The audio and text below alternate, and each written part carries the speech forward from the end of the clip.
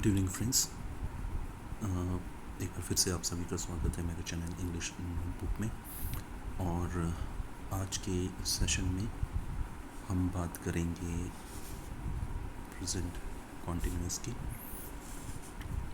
अभी तक हमने सिंपल प्रेजेंट सीख लिया है और सिंपल प्रेजेंट का स्ट्रक्चर क्या होता है, सिंपल प्रेजेंट सेंटेंसेस के नेगेटिव कैसे बनाए जाते हैं और फिर उनका इंटरोगेटिव कैसे करते हैं, ये सारा कुछ मैंने बताया था। इसके अलावा मैंने आपको बताए थे कुछ इंग्लिश हैबिट्स जो हेल्प करेगी आपको इंग्लिश सीखने में।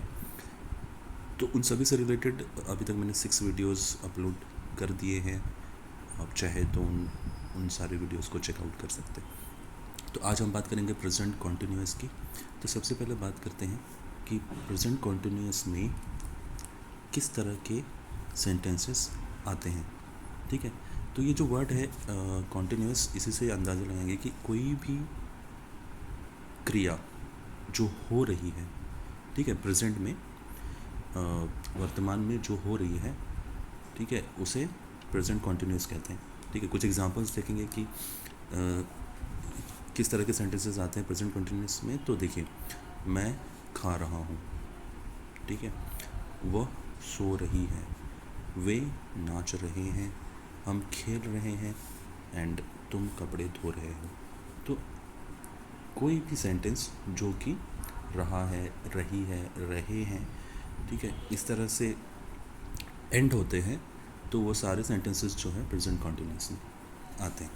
ठीक है, तो अब बात करेंगे स्ट्रक्चर की कि तो प्रेजेंट कॉन्टिन्यूअस सेंटेंस का, किसी भी प्रेजेंट कॉन्टिन्यूअस सेंटेंस का जब इंग्लिश में ट्रांसलेशन करेंगे तो उसका स्ट्रक्चर क्या होगा।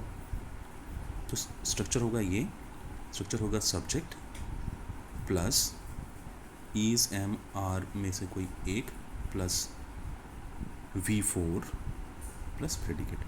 ठीक है, अब V4 की अगर बात करेंगे तो अगर आपको याद होगा कि कोई भी वर्ब जिसमें हम ing लगा देते हैं, ठीक है, कोई भी वर्ब जिसमें हम ing लगा देते हैं तो वो V4 हो जाता है। जैसे कि ईट, ईट का ईट में जब हम ing लगाएंगे तो ईटिंग हो जाएगा। नेक्स्ट स्लीप, यानी कि सोना, स्लीप में जब ing लगाएंगे तो स्लीपिंग हो जाएगा। तो स्लीपिंग इज़ V4, स्लीप का V4 है स्लीपिंग। ठीक है, उसी तरह से डांस, डांस में ing लगा देंगे तो उसका V4 हो जाएगा डांसिंग। तो any verb when we add ing to it, it becomes V4. Fine. Now, तो इसी स्ट्रक्चर को फॉलो करते हुए कि subject plus is am are में से कोई एक प्लस V4 प्लस प्रेडिकेट। ठीक है, तो इसी स्ट्रक्चर को यूज़ करते हुए ये कुछ सेंटेंसेस हम ट्रांसलेट करने की कोशिश करते हैं। तो पहला है मैं खा रहा हूँ। ठीक है, तो यहाँ पे सब्जेक्ट क्या है, मैं का इंग्लिश क्या होता है, आई। तो आई यहाँ पे लिख दिया, यहाँ पे आई लिख दिया। ठीक है, उसके बाद इज एम आर में से कोई एक, तो आई के साथ हमेशा एम लगता है। ठीक है, ये नोट कर लीजिए कि एम और कहीं नहीं लगता, सिर्फ आई के साथ ही लगता है। इसके अलावा इंग्लिश में एम और कहीं यूज़ नहीं होता, सिर्फ आई के साथ ही होता है। तो आई एम, ठीक है, उसके बाद क्या है, खा रहा हूँ जो है वो यहाँ पे वर्ब है। तो खा रहा हूँ का वर्ब इंग्लिश, मतलब इंग्लिश में उसे क्या बोलते हैं, ईट। तो ईट का V4 क्या होगा, ईटिंग। तो आई एम ईटिंग। ठीक है, ये V4 हो गया, ईटिंग। ठीक है, इसमें प्रेडिकेट कुछ भी नहीं है, तो यहीं पे आपका फुल स्टॉप है। ठीक है, नेक्स्ट, वह सो रही है। ठीक है, वह सो रही है, तो रही है यानी कि ये शी है, ये लड़की है, तो वह का इंग्लिश होगा शी। अगर लड़का होता तो ही, तो शी है तो शी लिख दिया। ठीक है, अब ये सब्जेक्ट हो गया शी। अब इज़ एम आर में से कोई एक, तो शी के साथ हमेशा ईज़ यूज़ होता है, तो ईज़ यूज़ कर लिया। एंड देन सो रही है। ठीक है, तो यहाँ पे वर्ब क्या है, सो रही है इज़ अ वर्ब, और सोने का V4 होगा, सोने का इंग्लिश होता है स्लीप और उसका V4 होता है स्लीपिंग। तो शी इज़ स्लीपिंग। सिमिलरली अब ये देखिए, वे नाच रहे हैं, ठीक है। वे का इंग्लिश होता है दे, ठीक है। एंड नाच रहे हैं, ठीक है। तो वे का इंग्लिश होता है दे, उसके बाद इज़ एम आर में से कोई एक यूज़ होगा, तो यहाँ दे के साथ आर लगेगा, बिकॉज दे जो है वो प्लूरल होता है, तो किसी भी प्लूरल के साथ हमेशा आर लगता है, तो आर लगाया है। और नाच रहे हैं का इंग्लिश होता है डांसिंग, तो डांसिंग, ठीक है। तो ये देखिए, ये काफ़ी सिंपल था, और इसमें सिंपल प्रेजेंट की तरह उस तरह के कॉम्प्लिकेशंस भी नहीं है कि कहाँ पे एस लगाना है, कहाँ पे नहीं लगाना है, ठीक है। ये तो इजी है। All you have to know कि ईज कहाँ लगेगा, एम कहाँ लगेगा और आर कहाँ लगेगा। तो लेट्स सी इट। तो देखिए यहाँ पे मैंने क्लियरली लिख दिया है कि आई के साथ एम यूज़ होता है हमेशा, ठीक है। उसके बाद किसी भी सिंगुलर यानी कि किसी भी एक वचन के साथ, या स्लैश ही के साथ, शी के साथ, इट के साथ, और किसी भी नाम के साथ, ठीक है, किसी भी इंसान के नाम के साथ ईज यूज़ होता है, ठीक है। नेक्स्ट, किसी भी प्लूरल यानी कि बहुवचन, ठीक है, जहाँ पे मल्टीपल चीज़ें होती हैं, एक से ज़्यादा चीज़ें होती हैं, तो उसको प्लूरल बोलते हैं। तो प्लूरल के साथ, दे के साथ और वी के साथ आर यूज़ होता है, ठीक है। और एक ये एक्सेप्शन है, एक्सेप्शन इसलिए बोल रहा है, एक्सेप्शन को हिंदी में बोलते हैं अपवाद, माने कोई भी ऐसी चीज़ जो रूल से हट के होती है, कि रूल ये था कि किसी भी सिंगुलर के साथ, किसी भी एक वचन के साथ हमेशा ईज लगता है, लेकिन यहाँ पे मैंने लिखा है कि यू के साथ हमेशा आर यूज़ होता है, ठीक है, हमेशा।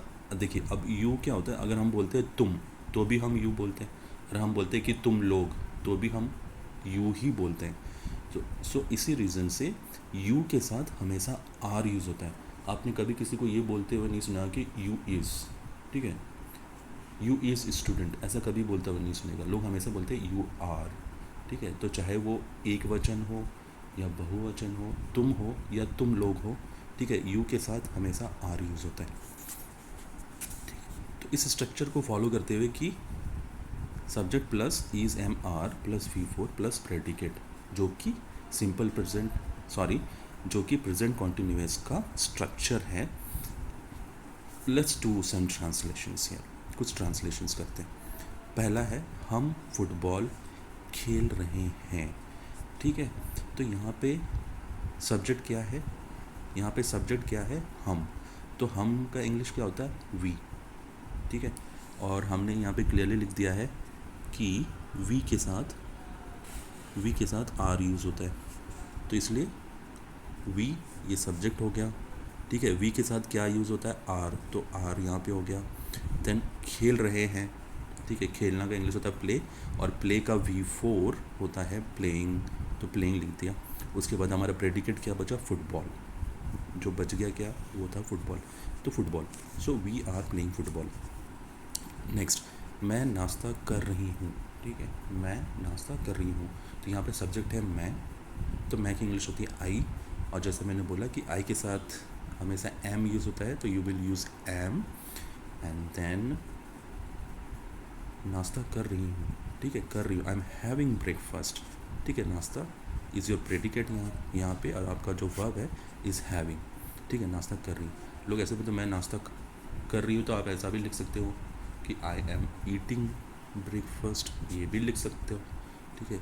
और यू कैन, मतलब एक होता है ना कि थोड़ा इम्प्रूव्ड इंग्लिश बोलने की कोशिश करते हैं हम, ठीक है, तो हम रादर हम ये बोलेंगे कि आई एम हैविंग ब्रेकफास्ट।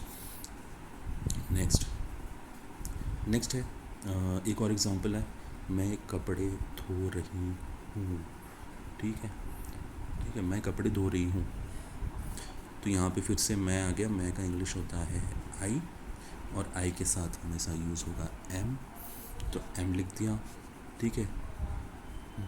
धो रही हूँ, ठीक है, धो रही हूँ का इंग्लिश होता है वॉशिंग, तो वॉशिंग लिख दिया। एंड देन जो प्रेडिकेट है वो क्लोथ्स है, सो आई एम वॉशिंग क्लोथ्स, ठीक है। तो इससे हमें समझ में आ गया कि प्रेजेंट कॉन्टिन्यूस कोई भी ऐसा सेंटेंस जो कि रहा है, रही है, रहे हैं से एंड होता है हिंदी में, वो सारे सेंटेंसेस जो है वो प्रेजेंट कॉन्टिन्यूस में आते हैं, ठीक है। और जब हम उसका इंग्लिश में ट्रांसलेशन करते हैं तो उसमें हम V4 यूज़ करते हैं, यानी कि ING वर्ब यूज़ करते हैं, कि वर्ब में ING लगा देने से वो V4 हो जाता है। जैसे I am running, I am studying, I am having breakfast, I am going to office, I am coming from office. ठीक है, कि मैं आ रही हूँ, मैं जा रही हूँ, ठीक है, मैं खाना बना रही हूँ, लाइक दैट। ठीक है, मैं खेल रहा हूँ, मैं सो रहा हूँ। ठीक है, आई एम स्लीपिंग। तो बहुत ही सिंपल सा था। तो आज के सेशन में इतना ही रखेंगे। ठीक है, तो आप ट्राई करो कुछ हिंदी सेंटेंसेस खुद से एक्सप्लोर करने की, या खुद ब खुद सोचने की कि जो रहा है रही है, ठीक है, रहे हैं, इस तरह से एंड होता हो। तो आप खुद से फाइव सेंटेंसेस लिखो हिंदी में प्रेजेंट कॉन्टिन्यूस का, फिर उसको ट्रांसलेट करने की कोशिश करिए। ये जो हमारा स्ट्रक्चर है इसको यूज़ करके, ठीक है, थोड़ा एक्सप्लोर करो।